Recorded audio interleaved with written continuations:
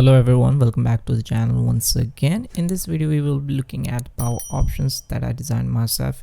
It's an CLI based command user interface, so you can just access these settings from your end with ease. So the options are like this: the power efficiency mode, balance, and the high performance, which usually comes along with the by default option in your Windows.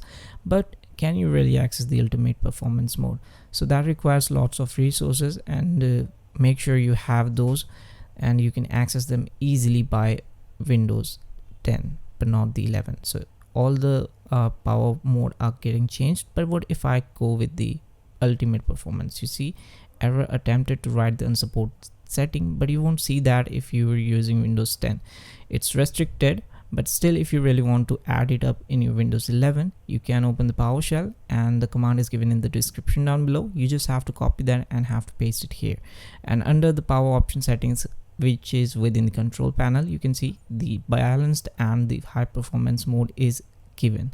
So if you really want to add it up like the ultimate performance, you can just paste this code, and after that if you go back to the control panel under the power options, you can see that. But can you really make changes here inside that CLI? No, you can't. You have to access that from here. So if I hit refresh, you can see the view additional plans, which is given with the ultimate performance. So can we change it from here?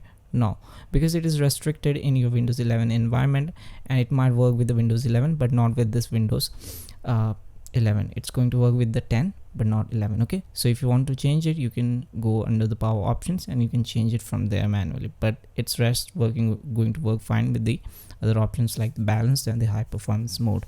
So you can change it from there, and you have all the access. Like, you can make changes from here and you're good to go. But for accessing this file, it's a shortcut file. So if you really want to access it, you first have to download the file, which is given in the description down below. You have to extract it somewhere wherever you would like, and then you have to create the shortcut of this power.exe. That's pretty easy. And then after, you have to locate that file, which is named as, I have given it inside the E drive. You can also put it. It's going to take the by default settings. Otherwise, if you're not, you can just manually locate and make it work. And then you have your shortcuts CLI over here, and you can access them with ease. Thanks for watching.